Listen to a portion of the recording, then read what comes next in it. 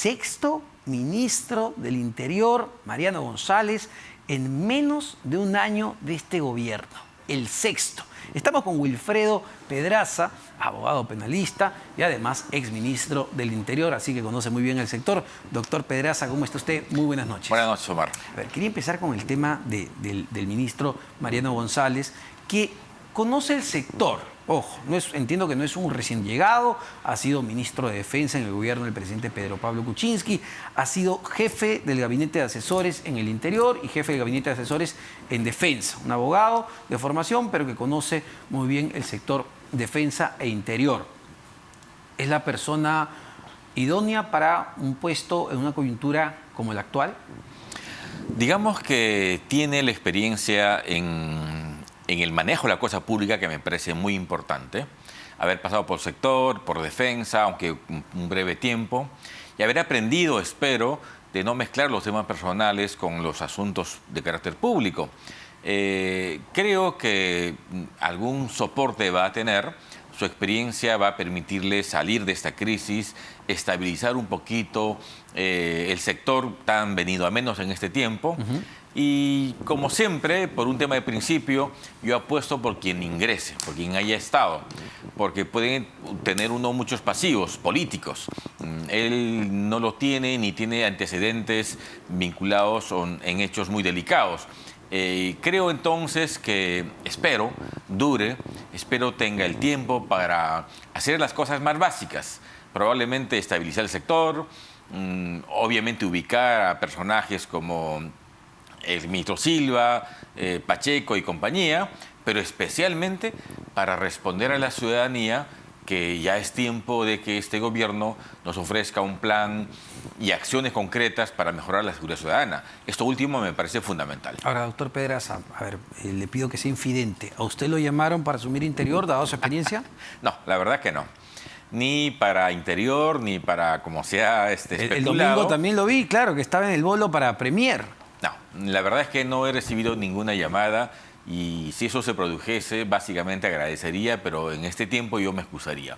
Creo que para hacer una gestión hay que tener un respaldo diferente y estar en un contexto diferente. Y por ejemplo, ya me quedó claro lo de Premier, pero Interior, ¿por qué, si lo hubiesen llamado, por qué usted no hubiese aceptado la cartera del Interior? Porque creo que es fundamental el soporte del presidente. Si no hay una conexión directa entre el ministro y el presidente, eso no camina. Pero especialmente si no existe un respaldo político y además un gobierno que garantice un mínimo de estabilidad, eso se cae también. 6 ministros en 11 meses no es una casualidad. No, claro. De manera tal que creo que el primer requisito que yo demandase, y no lo cumple este gobierno, es estabilidad, por lo menos en el gobierno, no en la política. La política siempre ha sido muy movida y muy activa siempre. La inseguridad no solamente es un problema, sino es parte de la política también. Sí. Entonces, pero eso se reduce cuando hay un gobierno estable, cuando hay un aval del presidente y compromiso del presidente, como fue en mi época. Yo estuve casi año y medio. El exministro Pérez Guadalupe también. Entonces, hemos tenido una larga gestión por aval presidencial, porque hemos podido confrontar las crisis políticas y eso obviamente te permite hacer obra. Las gestiones en cortísimo plazo solo producen crisis, producen más inseguridad y ojalá el ministro actual, Mariano, pueda saltar esa valla terrible. A ver, Mariano González puede terminar siendo Robocop si quiere, pero si no tiene, digamos, el apoyo presidencial, ¿cuánto realmente va a poder hacer? Nada, diría casi nada, porque de mi experiencia personal, el diálogo con el presidente sobre el tema de seguridad es constante, porque ojo, en el gobierno, en el sector interior no hay un problema de falta de recursos, hay mucho dinero. Tiene 2 fondos que se alimentan permanentemente, por tanto, lo que nunca falta es dinero, lo que falta es capacidad de gestión. Y esa capacidad de gestión supone que el ministro convoque técnicos, que se olvide de la política o le haga un espacio a la política, que demanda mucho, es verdad, pero que convoque un grupo de técnicos que le hagan perfiles, que le hagan proyectos, obviamente renueve un personal para aumentar el gasto público, para invertir en equipamiento de la policía. Eso tiene que ver con el apoyo presidencial también. no estoy seguro que el presidente Castillo tenga focalizado en la necesidad de trabajar permanentemente en el tema de la inseguridad. No estoy tan seguro. Entonces, ministro sin aval político es un ministro frágil y si además sin conexiones con el Congreso, más difícil. Sin embargo, creo que eso se supera cuando se tiene un gabinete, un pool de asesores y además gerentes técnicos. Cuando se tiene gerencia técnica, hay soporte, se aumenta el gasto, se satisface la demanda policial, se aumenta por tanto la productividad y habrá entonces en la ciudadanía una visión, espero, de mejora de los actos policiales. Es decir, si se compran más vehículos, si se produce más efectivos policiales, si se hace obra en infraestructura, la ciudadanía podrá percibir que hay nuevos cambios y que finalmente a este gobierno le preocupa la seguridad. ¿Eso lo va a lograr Mariano? Espero que sí. Ahora, la seguridad ciudadana de por sí ya es tremendo problema y tremendo reto para cualquier ministro en probablemente el mejor gobierno, ¿no? En el mejor gobierno. Pero además de eso, el elefante en la habitación no va a dejar de ser la fuga de los hombres cercanos del presidente de la República, como usted mencionaba, Juan Silva, Bruno Pacheco y el sobrinísimo Fray Vázquez Castillo. Y eso va a pesar mucho, digamos, en la gestión de Mariano González, va a ser lo que la ciudadanía, la población y los otros políticos de oposición le van a exigir. Creo que ese va a ser el primer tema en el ámbito de la política. Y tiene en verdad poco tiempo para mostrar resultados. Espero pueda lograrlo. Pero creo que en el ámbito de la ciudadanía mayoritaria, ese tema es importante, pero no tanto como ver un policía en su calle, un patrullero en su calle. Entonces, él tiene que aprender a jugar con ambos temas. El movimiento político, que creo que él ya tiene experiencia, ha sido parlamentario andino, entonces creo que se va a mover bien en ese espacio, pero capturar por lo menos a uno me parece fundamental. Pero la factura grande la puede pasar por la insatisfacción de la ciudadanía de no ver ningún cambio. Porque claro, no solo 6 ministros, han sido 4 comandantes generales de la policía. Claro. Y un error que él podría cometer, espero no lo cometa, es cambiar al actual comandante general.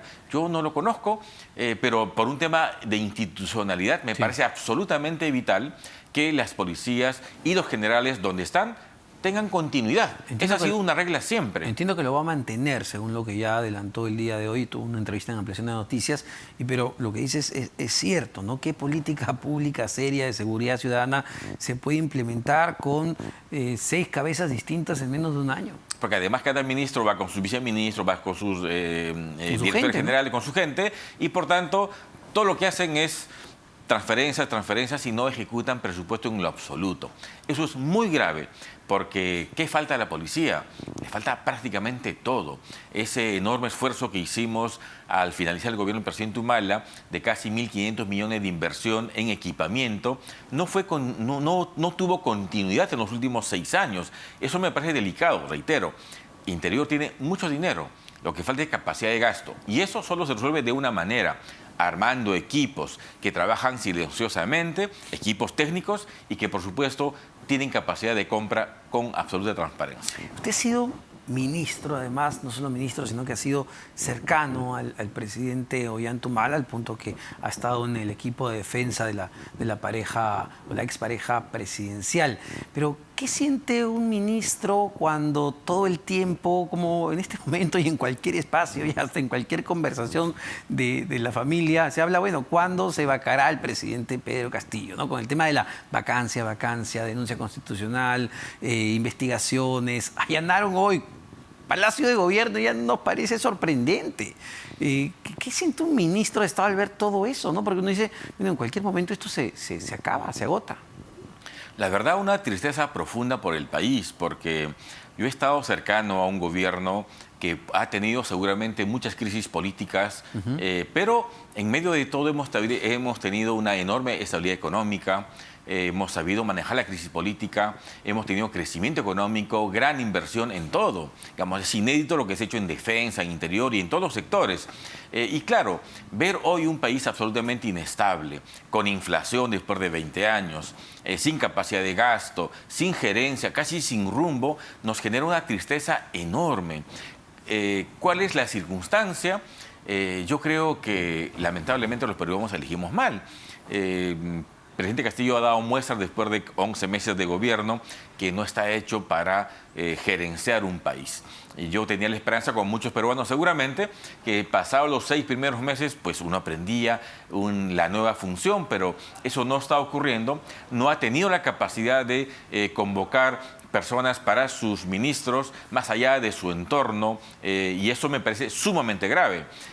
Si algo hizo el presidente Humala fue eso exactamente, convocar personas por perfil técnico, y eso le permite, por supuesto, manejar bien un país. Y eso es lo que se mencionaba, ¿no? Si nota algún tipo de cambio de estrategia últimamente en el presidente Pedro Castillo, se comparaba con la gestión del presidente Ollanta, que usted recordará el temor que generaba en un inicio, el polo rojo, pero luego pues convocó al centro, incluso a ministros como Luis Miguel Castilla, que no es para nada de izquierda, evidentemente, en el MEF, o a otros ministros mucho más técnicos que políticos en carteras claves, yo lo recuerdo.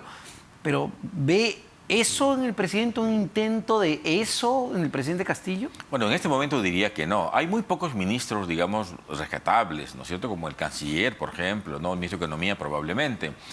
Muy pocos ministros con ese perfil, pero el grueso, creo que un tema central, y el presidente Castillo no se da cuenta, es que sus políticas se hacen a través de los ministros. Si no tiene un ministro con experiencia, con capacidad de gerencia, aquello que él quiere hacer, se supone por la mayoría de la ciudadanía, jamás lo va a hacer. Consecuentemente, hasta este momento yo no veo un cambio sustantivo. Si él no tiene la capacidad de mirar más allá de su entorno de terruño o su entorno amical o político, él va a fracasar cada vez. Yo diría que está enrumbado en esa ruta.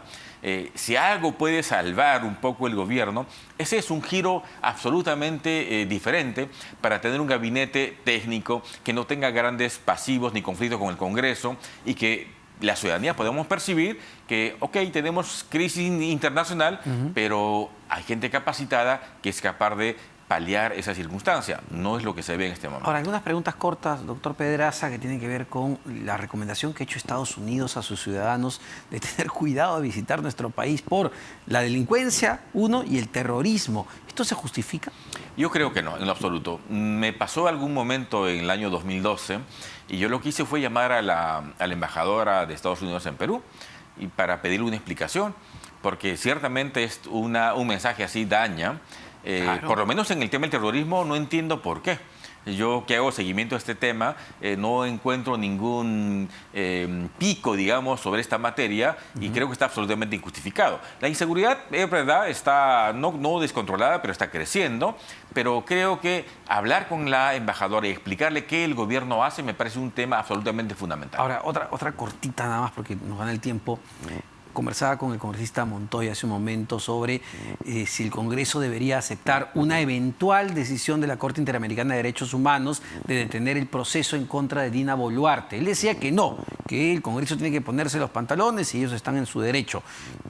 Legalmente, constitucionalmente, no lo sé.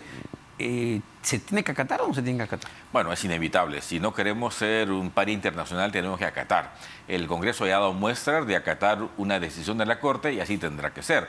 Como usted muy bien decía en la entrevista, no es un tema de pantalones, es un tema de respetar el Estado de Derecho. Y el debido proceso también se respeta dentro del Congreso. Yo no conozco los términos de la petición de la vicepresidenta, pero si la Corte lo ampara, al país no le queda sino acatar esa decisión. Muchísimas gracias, doctor Pedraza, Wilfredo Pedraza, abogado penalista y exministro del Interior, sobre diversos temas. Pero vamos a conversar, a ver, con un también excongresista de la República, expresidente del Tribunal Constitucional, así que es experto en Derecho Constitucional. Y estamos con el abogado Carlos Messía para hablar de, evidentemente, estos temas, ¿no?